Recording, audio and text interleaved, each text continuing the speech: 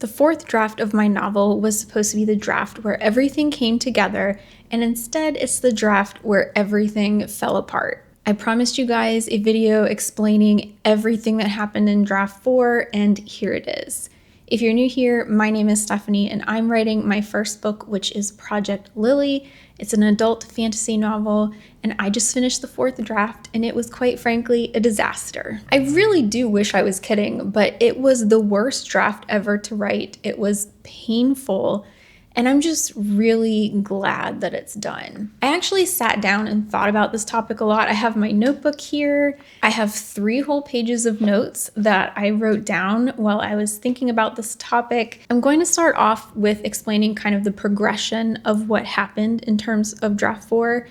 I'll talk about what went wrong, and then I'll talk about my plan to fix it. This draft was really difficult for me to write. It took a very long time. It's the longest draft that I've ever written, both in terms of word count and in terms of time. And I had tons of problems throughout this whole writing process where I would sit down and stare at the computer and not really know how to proceed. Like, I couldn't come up with ideas. I didn't know what to write. And it was just a very frustrating time. I did eventually figure out what was wrong, but unfortunately, I figured it all out probably around the 75% mark, and I would have stopped if it had happened a lot sooner, but since it happened so late in the novel, I decided to just go ahead and finish it. Once I figured out what went wrong, I really thought about how it happened, and I've definitely learned a lot through this draft and my others, and it's really changed the way I feel about how I approach drafts and how I approach writing, and there's definitely going to be a lot of changes in the future. So here's what happened as I started writing my book. In the beginning, it was great. I had no complaints. And then around the 30% mark, that is when I started to notice some problems. The scene started to feel a little slow, and I felt like the plot wasn't moving forward very quickly.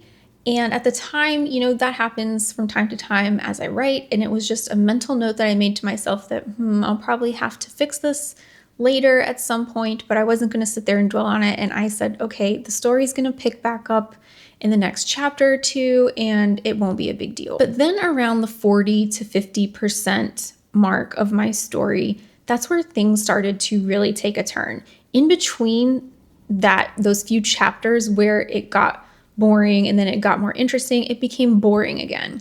And then it was boring for like an extended period of time. And when I say boring, I was bored writing. And it didn't make sense to me. It was slow. Not only was it boring in terms of the content itself, I didn't find super interesting, but I was bored as a writer. Like, when I sat down to write, I wasn't super excited about what I was writing, and I would find myself distracted a little bit. Like, my mind would wander. And a lot of times, because I wasn't excited about it, I would sit down in front of the computer and just stare at the screen and just wonder, like, what am I supposed to write? Nothing's coming to me. And I started to get kind of frustrated around this time. And it was around this time where I started looking at my outline. So I do a plot grid. So I'm going to say outline and plot grid interchangeably throughout this video. Just go with it. It's the same thing. I had made a plot grid before starting draft 4. And this plot grid really outlined every detail that needed to be in every chapter. And it allowed me to see the progression of everything throughout the novel. And I was using it as a checkpoint before and after I finished every chapter. So even though I was feeling bored and I felt like my story was going nowhere, when I would look at my plot grid, I was following everything to the T. And because of that, I was like, okay, things will just get better. Maybe something's a little weird and I just have to push through it. And I just kept telling myself, I'm following the outline, so everything should be okay. And then I would look at the outline and I'd be like, yeah, everything looks like how it should look in the outline. And it was around this point that I also started having issues with the content itself. I was writing what was in the outline, but I felt like a lot of my scenes were repetitive. There was a lot of sitting down and talking and not a lot of action. I'm going to expand on this further later on, but just hold on to that thought for a minute. So instead of, things happening in excitement, it was just a lot of sitting around the table talking. And I felt like I was doing this way too much. But when I looked at my outline, I was like, well, I have it in my outline and I need it to happen because the conversations were different. But even though the conversations were different, the setting was essentially the same. Regardless, I decided to push through. I was like, there's going to be an end to this at some point. I just need to get through it. Then something really interesting happened around 60% of my novel. I was still super frustrated at this point. Nothing was going well. I was still bored with my writing and I couldn't figure out what was going on. At this point, I thought I may have had writer's block, but I've never had writer's block before, so I didn't really know if it was writer's block or not. And I remember I just was so frustrated one night, and it's kind of a long story that I will share at another time, but I had some inspiration this night, and I really wanted to write something completely different. So different project, different everything. I had an idea and I wanted to capture it and go with it. So I decided that night I was going to put Project Lily aside and work on this idea that I had. And after like an hour of staring at my computer screen with no results on Project Lily, as soon as I started writing this other thing, I wrote half a chapter in one sitting in like an hour. And then the next day I went to Project Lily and I wrote an entire chapter. I had been struggling at this point, like writing 300 or 400 words per day instead of my usual 1,000 or 2,000. And in this short time frame, I wrote tons more words than I had in like the last month. This also kind of informed me that maybe I didn't have writer's block because I was able to write. So I kind of eliminated one issue, but then I was like, okay, there's still something else going on. And around the 70% mark is when I had my aha moment and I figured out what the entire problem was with this draft. And that problem is I have two main plot points and they're competing with each other. And because of that, neither one has had a chance to fully develop and to fully form a story. So there's actually a lot of problems within this problem, and I'm going to try and break them down for you. I think there's 3. I'll have to refer to my notes. So I think one of the biggest issues was when I was making my outline. I knew there was a problem with a plot before I started draft 4, and I did try to fix it, but I didn't fix it in the correct way. I made an effort, but my effort just wasn't good. And I really think the issue was I added to the plot instead of expanding the plot that was already there. I don't want to go into too much detail because I think my words will be confusing, but where I realized there was stuff missing, instead of taking what I had and making it better, I just added to it. So with these 2 plot points, plot 1 and plot 2, I added scenes for both of these when I was making my outline for Project Lily. And at this point, I already knew how many chapters were in my book and how that equated to word count. And so I knew basically whatever I added, I had to squeeze into what was already there. And as a result, I kept adding things to chapters, and I didn't really understand as I was adding that how much it would take how much it would increase the words in the chapter and the length of the chapter.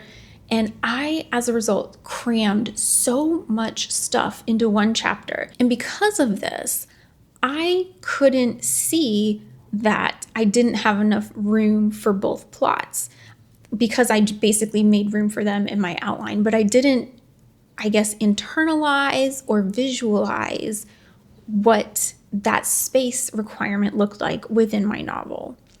So as a result, I put in a lot of stuff for plot 1, a lot of stuff for plot 2, and I never really saw how they interacted with each other. And I know you're probably wondering, why do you have 2 plot points? And I do need to explain this. First, they are 2 separate plot points, but they both end in the same goal, and they're both related. And I think that's why I never realized this until the end of my book, because both plot points are related to, I guess, the broader plot of the story. And so they're both going towards the same end goal, and they're both kind of a part of each other. I just made them too separate and put too much emphasis on them individually. And so as a result, I feel like it kind of split my book up into 2, as opposed to being like one central novel. So my uh-oh moment actually came when I was writing a scene, and I still remember my exact thought. And it was, what happened to this character? I talked about this character way in the beginning of my novel. It's been many, many chapters, and this character has disappeared off the face of the earth. And what I did is I went back and I said, where did I mention that character last? And I Control F'd, I found it, and it was probably half the book ago that I had mentioned that character. And I was like, I have abandoned this plot line for half the book. Like, what was I even doing? And it's then that I took like a really deep look at my outline, and I realized I was switching back and forth between these two plot lines. So like one chapter or one scene would be about plot 1, the next chapter or scene would be about plot 2, the next one would be about plot 1, the next 2 might be about plot 2, and then the next 3 or 4 were about plot 1. And this just went on for the majority of the book. And as a result, I was switching back and forth, and it's like both of the plot lines got lost at certain points in the novel. And because of this, it's really hard to get into both plots because they disappear and then they come back and then they disappear. And it's kind of hard to care about things that do that. And I never really noticed the switching back and forth because I was working from my outline. I still followed my outline completely all the way to the end.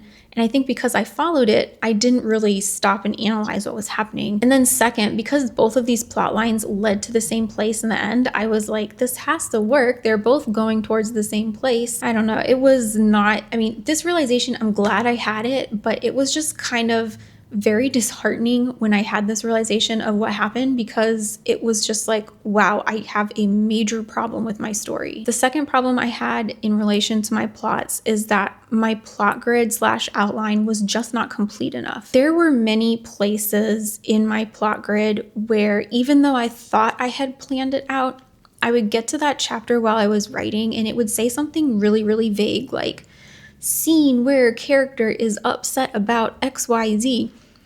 I didn't say what the dialogue needed to be. I didn't say even what the character, like what was the character's actions, what was the thing they were getting upset about. Like I didn't even go into that much detail. And this resulted in me sitting down, staring at a blank piece of paper, having to formulate a scene off the top of my head, which I now know is something I cannot do.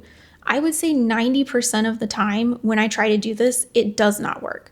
Occasionally it will, but 90% of the time it doesn't. Also, because my outline was not very complete, I kept squeezing more scenes and more ideas into the chapter because I didn't fill out my chapter completely and I had blank spots and I wanted to fill them.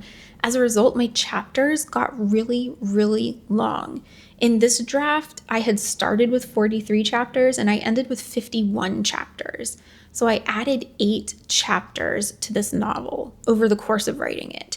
And I think that's because I was putting so much stuff in a chapter, I ended up having to make a new chapter just to divide up a really long one. And the third issue with my plots is, honestly, one of them is really boring. And I truly hate to say this because I do love this plot line I have, and I think it does add to the story in a way, but it's just too boring for a book. This plot line in particular that I'm discussing had a lot of characters sitting down, talking in the same environment, and I just felt after 2 or 3 instances of this, I was like, my characters are sitting down doing the same thing over and over and over. And I said, while progress is being made in terms of the plot in the story, it's in a very boring way. And so many times while I was writing these related scenes, I would have one of 2 thoughts.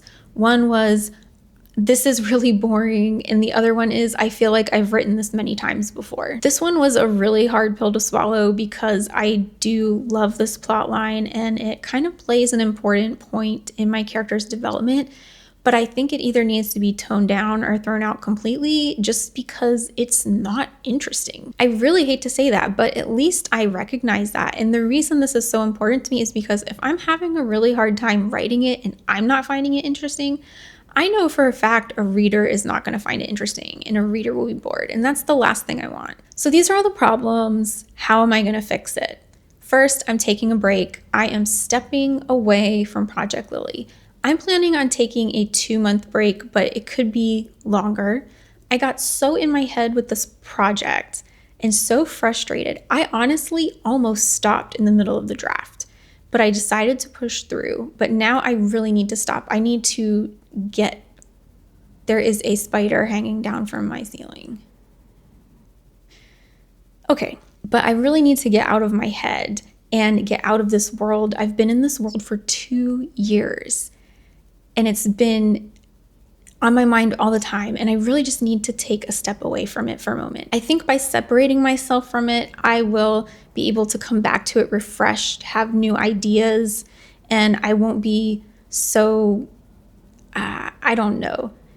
impacted emotionally at the time. Like if I tried to sit down with it now, I don't think emotionally I would do well. So I think this will give me a good chance to reset and kind of restart when I start draft 5 of Project Lily. The second thing I'm going to do is replot my novel. Obviously, I'm going to reduce at the very least the plot line that I found boring, and I'm going to focus on the core plot of the story, which is really plot 2.